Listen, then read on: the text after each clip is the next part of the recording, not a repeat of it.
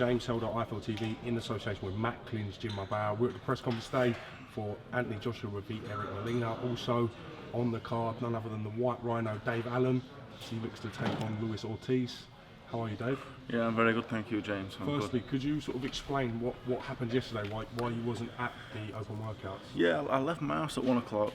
I went to Leeds to meet Mick Marsden, my manager, and we was on the way here. We was actually going to be at the arena at 5 o'clock early, and then I was miles away, so I was like this. I heard Mick Marsden say, pardon my French, but he said, "What the fuck is he doing?" So then I've looked up and then boom, we've crashed into another car. We went about, I don't know, we went about 40 maybe, I don't know. But anyway, it was a bit of a bump and that. I've done my nose on the airbag. If I had a right on like an airbag, I'd be alright. That came keen, I was like, I jumped straight out of the car, see what the other fellas doing. I came back, Mick's a bit shook up, a bit sore. So we couldn't do the workout because Mick was a bit sore, he couldn't take me on the pads. Mick's not a young fella anymore, is he, bless him? My mate was in the back. He went to the hospital just to get checked over, really. He was alright, he's here today, and so we couldn't make it, really. I didn't get into Manchester till about 9:30, but the crash only happened literally a mile and a half from the arena, but I didn't realise at the time, so I didn't know where I was, so yeah. But we're here now anyway. Quite a strange sort of start to your fight week. Yeah, and I spilt a scalding hot cup of tea all over myself this morning as well, so I'm thinking this is not going well, you know. So I don't know, it's not a great start to the week, but as long as it finishes alright, I'm happy. Let's talk about your fight. You're in with Luis Ortiz. Billed as to be one of the most dangerous heavyweights around. Yeah. What made you so keen to take this fight? Well, obviously I pulled out the fight September time. I was having a few personal problems or whatever else, and I wasn't planning on boxing. I piled on a lot of weight. I was above 20 stone. And I saw yourself when I went to spar Dillian. So that was after maybe 3 or 4 weeks. I just went down, I sparred him. Felt alright. The prize fight maybe coming up, but I was still putting a little bit of weight on. The prize fight, I said I'll take it. I did a little bit of training, it fell through. Then he gave me a call to spar for CHISORA, so I went down, sparring with him. I started doing a little bit of training because I'd messaged Eddie in the meantime saying I'll fight Ortiz before he boxed Scott. I said I'll fight Ortiz. I'm not like, it's a fight, innit? So I'll fight him. And Eddie came to me on the week of the Scott fight and said it's a possibility. So I started sparring Bill for CHISORA, started getting myself in shape. The fight came up, we took it, and we're here now. So yeah, I'm ready to go. You know, people are saying, "Oh, I've not had much time to prepare" or whatever else, but it doesn't matter. It's an 8-round fight. He's very good, but so was WHYTE, you know, and.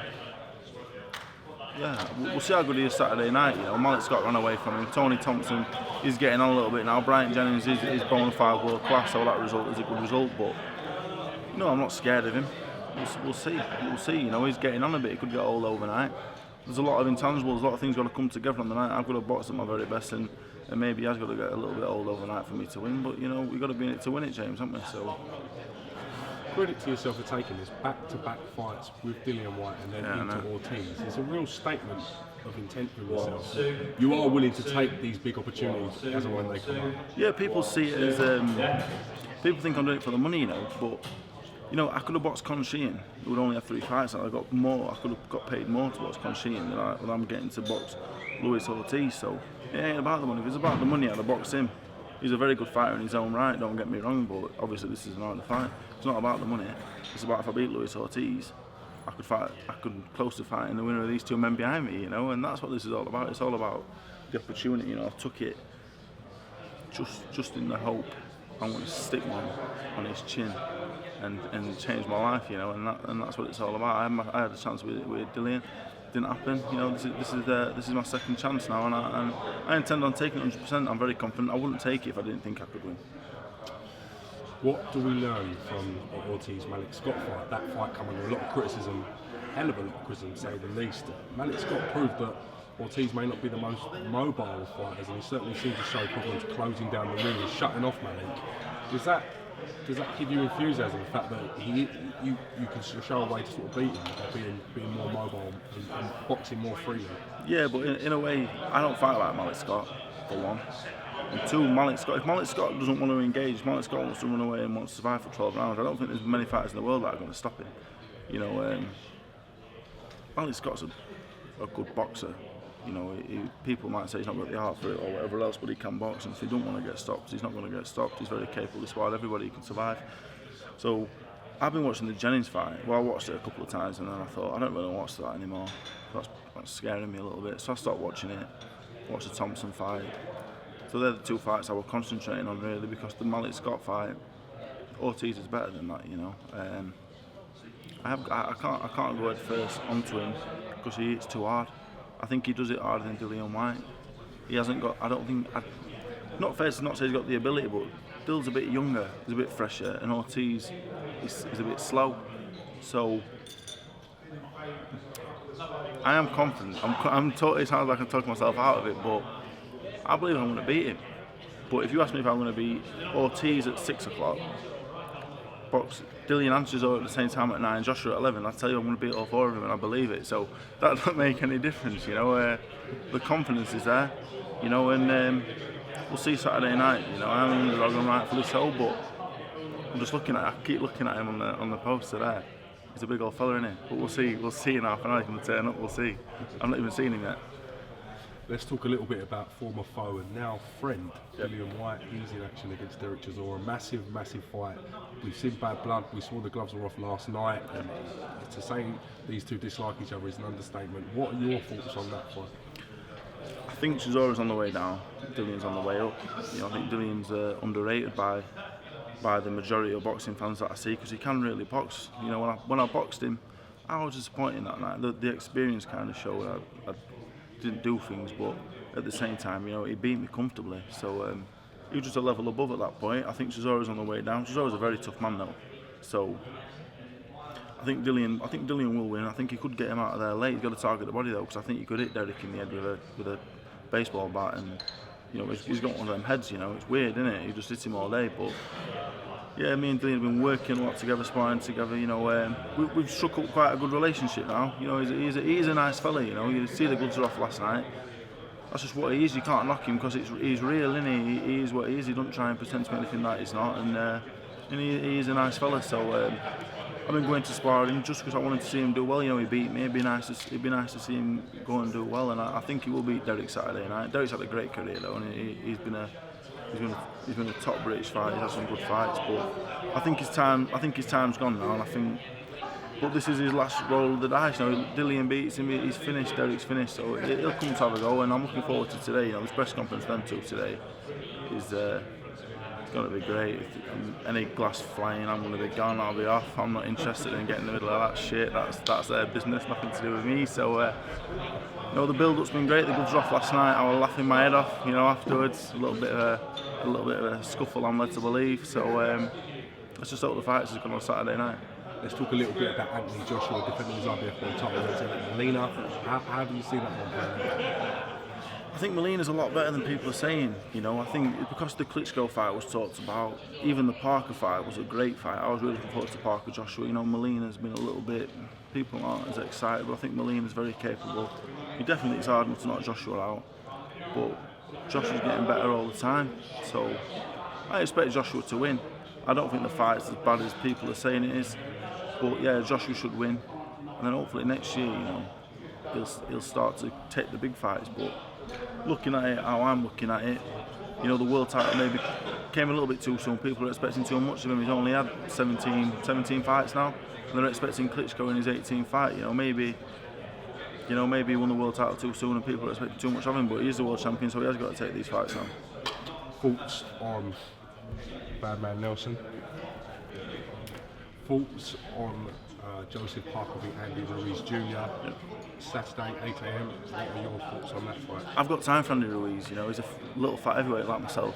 He's a little fat heavyweight, and he's got a little bit more skill than myself. You know, I like Andy Ruiz. He's a very good fighter. Josie Parker's very good. Josie Parker's on the same age as myself. He's only really young, and I think Ruiz might win the fight. You know, I think Ruiz is very, very, very good. Parker's good, but looking at the fight with Takam, kind of tired in the second half of the fight. And one thing about heavyweights that are carrying a little bit of timber. You know, looking at me and Ruiz, you won't think much of us, but we've got engines, you know, little fat men. I don't know what it is, but we've got engines. You've got an engine, James. You look like the kind of man who's got an engine. So I just think RUIZ, the second half of the fight, will start to take over. Parker will tire a little bit. It's in New Zealand. Will he get it? I don't know, but I think that's a great fight. You know, I think on the 10th, that's a good fight. I was about to say that's the best heavyweight title fight, but then I just remembered, you know, Eddie will be here, so he might hear me and he might kick off. So I think Joshua Molina is a great fight. It's better than Parker RUIZ. How do you get yourself in the mix with these? How do you beat this big Cuban heavyweight in front of you? I can't get yourself into these. Yeah, fights? I can't tell you I'm going to beat Ortiz, but I can tell you if I beat Ortiz, I am in the picture. You know, I said this July 29th. I said I beat Dillian Whyte, I'm in the picture. I didn't manage to do that. I've got a second chance, very luckily. Well, not luckily, because I annoyed Eddie so much. It was on purpose. It's not an accident. How annoying I am is not an accident. I did it on purpose. So it's a massive opportunity. I do believe I've got a good chance of winning. I do believe he's getting old. The Scott fight maybe showed that he's getting old. You know, he's got to come over here. I believe the crowd will be well behind me, and I can have a scrap as well. I can have a scrap, and he's going to have to fight James on Saturday night, and that's the fight. He ain't going to blow straight through me. People think this is a one-round job. It ain't a one-round job. And you know, for 3, 4, 5, 6 rounds deep, and he's feeling it. I'll be coming on strong, you know. I plan to let a few more punches go as well this time. Obviously, it helps, doesn't it? It helps to throw punches in boxing.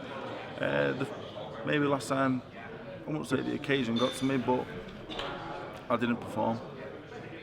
Saturday night, if I do perform to the best of my ability, Luis Ortiz is going to have a shock. That's interesting, because he definitely looked like he was blowing at some points during the Malik Scott fight, especially like the mid-rounds. It'll be interesting if you get into deep waters, just how he sort of responds. If this comes down to a battle of who wants it more, and there's only one winner, James, and that's a fact, and that's with any heavyweight on the planet.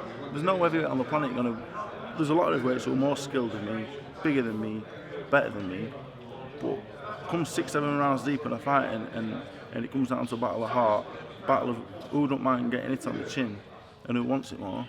There's no heavyweight on the planet going to beat me. So if Ortiz don't get me out of there in 2 or 3 rounds, and I suspect he's going to come and have a real go, and if he can't do it, he's in trouble, James, and I'm really looking forward to it. I can't wait for him. I can't wait for that first bell and see what he's all about. I'm from Conisbury, little village. No one even heard of it. I'm fighting the number 1 heavyweight on the planet, and I'm really excited about it. So yeah, I just can't wait for Saturday night now. Listen, we'll catch you after the press conference. No doubt it's going to be a bit fiery, to say the least. Saying said that, I bet nothing happens now. Better live up to expectations. Something will happen, you know? Yeah, something will happen. I'm just glad that I'm not involved this time, because at Leeds, I was thinking with Dillian, I was thinking, oh God, someone's going to kick off in a minute. I'm like, oh God. So I'm just glad it's not me involved this time. Is it intimidating as a fighter when you've got someone like that, like Dillian to deal with, and like even Derek? Yeah, because I seen Dillian at the workout on the Tuesday in Leeds, and I thought he's a bit quiet. I thought I've got him. Thursday comes round. What are you wearing that cap with that suit for? Oh, shut your mouth, you're talking rubbish. And I'm thinking, oh, God's sake. And that's it then. But both of them two are like that. So I don't think either of them care about the other one, but that makes it worse. So I don't even know, you know. I expect something to happen. But I'm going to be on my best behaviour today. The man doesn't even speak English. Thank you, Matt Snow. Thank you, Eddie. Thank you, Sky.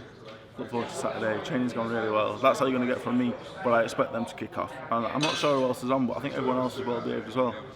So yeah. What do you think would happen if Derek Chisora kissed Dillian Whyte during the head-to-head? I don't know. It'd be. I wouldn't want to see it. That'd be horrible, wouldn't it? That'd be horrible. No, if you kissed him. Because he has got a reputation for doing bizarre things like that. Yeah, I know. If Chisora kissed me, I think someone kissed me, I'd just kiss him back. I'll just grab the back of Derek's head and I'll stick my tongue down his throat.